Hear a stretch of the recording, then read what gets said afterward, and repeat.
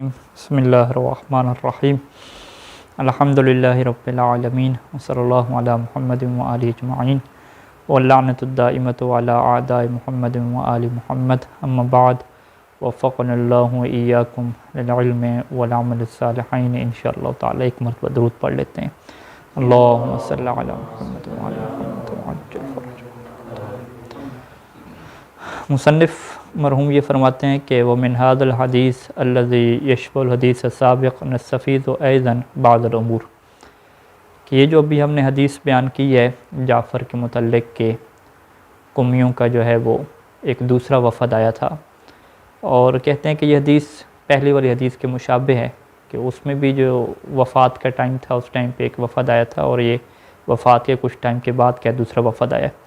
تو اس حدیث سے مصنف کہتے ہیں کہ بہت ساری چیزیں جو ہیں وہ ہمارے سامنے آتی ہیں، اور جس میں جو جعفر کا کردار ہے وہ بڑا جو ہے وہ واضح ہو کے ہمارے سامنے آتا ہے، اور ہم ان امور کی طرف اور ان باتوں کی طرف یہاں پہ اشارہ کر دیتے ہیں پوائنٹس بنا کے کہ اس حدیث سے ہمیں کیا چیز جو ہے وہ سمجھ آتی ہے۔ سب سے پہلے مصنف کہتے ہیں کہ یہ بات ہمارے سامنے آتی ہے کہ ایک گروہ ایسا تھا اس ٹائم پہ کہ جس کا اس بات کے اوپر اصرار تھا، اور وہ یہ چاہتے تھے کہ جعفر جو ہے وہ امام کے لیے معین ہو جائیں اور وہی کیا ہوں ہمارے امام ہوں۔ اسی وجہ سے جو بھی وفد آتا تھا وہ پوچھتا تھا، تو وہ سارے کے سارے جو ہے وہ لوگ جو ہوتے تھے وہاں پہ، جو امام حسن رضوی السلام کے باہر جو تھے اور ایک جماعت اور گروہ تھا، وہ سارے یہی کہتے تھے کہ جعفر جو ہے وہ امام ہے، آپ جو ہے سارے ان کی طرف جاؤ۔ تو یہاں پر مصنف کہتے ہیں بہت سارے جو ہے وہ سوال پیدا ہوتے ہیں اور سوالیہ نشان یہاں پہ لگتے ہیں۔ اس میں سے سب سے پہلی بات تو یہ ہے کہ یہ جو گروہ ہے اس کے باوجود کہ جو ہے وہ جعفر کی جو ہے وہ اہلیت سب کے لیے واضح ہے کہ ایک نااہل بندہ ہے، اس کے باوجود یہ کیوں چاہ رہی ہے کہ جو ہے وہ جعفر امام جو ہے وہ بن جائیں؟ ایک یہ سوال، جبکہ جو ہے وہ یہ بات واضح ہے کہ جعفر جو ہے وہ تمام حالات میں جو ہے وہ ناکام ہوا ہے، فیل ہوا ہے۔ جنازے کے موقع پہ بھی جو ہے وہ اس کا جو مطمع نظر تھا، جو وہ چاہ رہا تھا، وہ بھی نہیں ہو سکا۔ قمیوں کے جب پہلا وفد آیا اس ٹائم بھی جو ہے وہ اس کو ناکامی ہوئی، اپنا جو ہے وہ کچھ نہیں کر سکا۔ اس کے بعد جب قمیوں کا دوسرا وفد آ رہا ہے تو پھر یہ لوگ جو ہے وہ کیوں کہہ رہے ہیں، اس کو لوگوں کو کیوں بتا رہے ہیں کہ جعفر کی طرف رجوع کرو؟ تو اس کا مطلب ہے کہ ایک بہت بڑا وہاں پہ گروہ ایسا تھا کہ جس کا جو ہے وہ اس بات میں کردار رہا ہے، اور وہ جو چاہتا تھا کہ امامت کی جو حقیقی شکل و صورت جو ہے وہ اسے بگاڑ دیا جائے، اور اس قسم کے لوگ جو ہے وہ شیعوں کو کیا ہے امام بن جائیں۔ اور دوسری بات جو یہاں پہ ہمارے لیے واضح ہوتی ہے کہ جعفر جو ہے وہ شیعوں کی جو ہے وہ تکذیب کرتا ہے، یعنی پہلے قمیوں کے جب گروہ آئے تھے وہاں پر بھی ان کو جھوٹا کہا تھا کہ تم جو ہے وہ میرے بھائی کے اوپر جھوٹ بولتے ہو، کہ وہ تمہیں نام بتایا کرتے تھے کہ یہ کس کس کا مال ہے۔ اور دوسری دفعہ جب شیعوں کا گروہ آیا تو یہاں پر بھی کیا ہے ان کو جھٹلایا ہے، یعنی صورتحال کیا بن رہی ہے کہ جعفر کے اندر خود امام کی صفات ہیں نہیں کہ امام والی صفات ہوں، اور اس کے باوجود یہ الٹا جو ہے وہ شیعوں کو کیا ہے تکذیب کر رہا ہے کہ تم جو ہے وہ جھوٹ بول رہے ہو، امام جو ہے وہ اس طرح کا نہیں ہوتا کہ جس کو جو ہے وہ اس طرح کی غیب کی باتوں کا کیا ہے پتہ ہو۔ تو لہٰذا مصنف کہتے ہیں کہ الیس الافضل، کہ کیا یہ بات زیادہ بہتر نہیں تھی کہ وہ خود یہ اعلان کرتا کہ مجھے اس کا نہیں پتہ؟ یعنی وہ لوگ جب یہ کہتے کہ ہمیں آپ نام بتاؤ کس کس کا مال ہے، تو جعفر یہ کہہ دیتا مجھے نہیں پتہ۔ یہ کہنے کی کیا ضرورت تھی کہ تم جو ہے وہ جھوٹ بولتے ہو اور میرا جو بھائی ہے وہ اس طرح کے کام جو ہے وہ نہیں کرتا تھا؟ یہ بات ہے۔ اور تیسرا اس میں نقطہ آپ کے لیے اس حدیث میں مثلا کہتے ہیں یہ چیز واضح آ جاتی ہے کہ جعفر کی یہ جو ہے وہ مکمل کوشش رہی ہے کہ جو قمی مال لے کر آئے ہوئے تھے قم سے وفد، اس مال کو وہ کیا اپنے قبضے میں لے، اور ظلم کی وجہ سے زبردستی جو ہے وہ اپنے قبضے میں لے، جبکہ وہ جانتا تھا کہ جو ہے وہ یہ مال میرے لیے نہیں ہے اور میرا اس کے اوپر حق نہیں بنتا۔ اور کہتے ہیں مصنف کہ یہ واضح دلیل ہے کہ یہ ایک ایسا انسان تھا کہ جس کو کوئی پرواہ نہیں تھی کہ مال حرام جو ہے وہ میں نے کھانا ہے یا مال حلال کھانا ہے۔ وَلَعَلَّهُ لَوْ كَانَ يَقْبِضْ مِنْهُمُ الْأَمْوَالَ لَكَانَ يَصْرِفُهَا فِي خُمُورِهِ وَفُجُورِهِ۔ مصنف کہتے ہیں کہ شاید اگر یہ مال ان سے قبضہ میں لے لیتا تو مال کہاں پہ خرچ کرتا؟ وہ یہ اپنی شراب میں اور اپنے فسق و فجور کے کاموں میں بھی کیا ہے خرچ کرتا۔ یہ تیسرا پوائنٹ اس سے سمجھ آتا ہے۔ چوتھی چیز جو ہمارے لیے واضح آتی ہے کہ جعفر جو ہے وہ ان شیعوں کی ضد میں آ کے، ان شیعوں کے خلاف آ کے جو ہے وہ بادشاہ کے پاس جاتا ہے، اور اس ٹائم کی جو حکومت ہے ان سے جو ہے وہ مدد کا طلب کرتا ہے، اور وہاں پہ باقاعدہ وہ 20 دینار بھی لے کر جاتا ہے تاکہ وہ اسے امام بنائے، اور یہ بھی کہتا ہے کہ یہ وفد جو ہے وہ مجھے پیسہ نہیں دے رہا، اور تاکہ جو ہے وہ اس طرح کی صورتحال ہو۔ لیکن یہاں پر بھی جو ہے وہ جعفر کو منہ کی جو ہے وہ کھانی پڑتی ہے، یعنی مسکین حاضر جاہل، یہ تعبیر استعمال کرتے ہیں کہ یہ بڑا جاہل ہے اور مسکین ہے، کہ کس طرح کے جو ہے وہ وسائل کو وہ استعمال کر رہا ہے پیسہ دے کے، وہ چاہتا ہے کہ میں جو ہے وہ امام بن جاؤں اور لوگ جو ہے وہ میرے ساتھ جو ہے متمسک ہو جائیں۔ تو لہٰذا جو ہے وہ مصنف کہتے ہیں کہ یہ جو جعفر کے اس طرح کے کردار آ رہے ہیں سامنے، یہ کوئی حیرت کی بات نہیں ہے۔ کہتے ہیں کہ ہمیں تو کوئی تعجب نہیں ہے کہ جعفر کے اس طرح کے تصرفات ہیں، اپنے آپ کو بڑے منصب پہ رکھنا چاہتا ہے۔ اس کی کیا وجہ ہے کہ فقد رائنا فی زماننا امثال جعفر الفاقدین للشعبیت والسمت طیبت، یہ تو ہم اپنے زمانے میں بھی دیکھتے ہیں کہ جعفر جیسے کچھ لوگ ہوتے ہیں کہ جن کے پاس جو ہے وہ نہ عوام کی حمایت ہوتی ہے اور نہ ہی کوئی اچھا کردار ہوتا ہے، اس کے باوجود وہ چاہتے ہیں کہ جی جو بڑے بڑے حکام ہیں، بڑے بڑے جو سیٹیں ہیں، اس سیٹ کے اوپر وہ لوگ ہوں، لوگوں کو جو ہے وہ چلا رہے ہوں، لوگ ان کے تابع ہوں۔ یہ تو کہتے ہیں آج کل کے شیعوں کی بھی یہی صفت ہے، تو ہمیں تو یہ چیز کوئی تعجب خیز نہیں لگتی کہ جعفر اس طرح کیوں کر رہے ہیں۔ اور پانچواں اور آخری نقطہ مصنف کہتے ہیں کہ جو عباسی حکمران ہے اس کی جو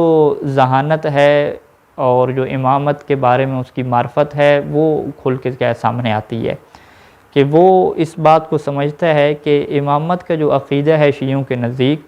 وہ اس طریقے سے کامل ہے اور اس طریقے سے معصوم اور صاحب کردار لوگوں کو یہ امام کہتے ہیں کہ وہ بندہ یہ سمجھ چکا ہے کہ اس کے لیے ممکن ہی نہیں ہے کہ اس کو وہ جو ہے وہ تبدیل کر دے،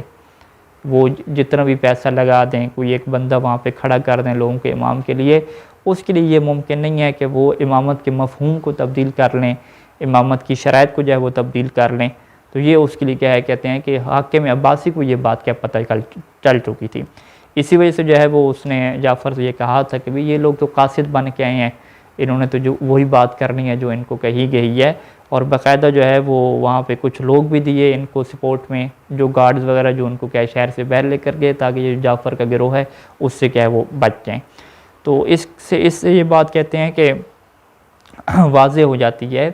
کہ یہ اس ٹائم کے حکمرانوں کو بھی پتہ تھا کہ امامت کا ایک ایسا ایشو ہے اور ایسا صاحب کمال مرتبہ ہے کہ ہم جتنا بھی پیسہ لگا لیں، کچھ بھی کر لیں، سارا جو ہے وہ فضول جائے گا، اور اس طرح سے جو ہے وہ کسی کو جو ہے وہ امام کے طور پہ کیا متعارف ہم نہیں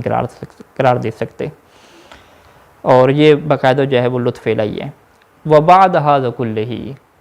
اس ساری چیزوں کے بعد بھی تاریخ یہ کہتی ہے کہ جعفر اپنے جو ہے وہ اسی دعوے کے اوپر باقی رہتا ہے کہ میں امام حسن عصفی اسلام کا واحد وارث ہوں، اور ان کی کوئی اولاد نہیں ہے، جب اولاد نہیں ہوتی تو پھر بھائیوں کو میراث ملتی ہے، اور لہٰذا میں جو ہے ان کی میراث کا ہوں حقدار ہوں سب سے بڑا، اور میں ہی کیا ہوں امام ہوں۔ تو یہ چیز کہتے ہیں کہ آپ کے سامنے آ جاتی ہے کہ جعفر کی جو ہٹ درمی ہے اور عدم تقوی، یہ چیز باقی رہتی ہے۔ اور یہیں سے مصنف کہتے ہیں کہ وہ جو ہم نے روایات شروع میں پڑھی تھیں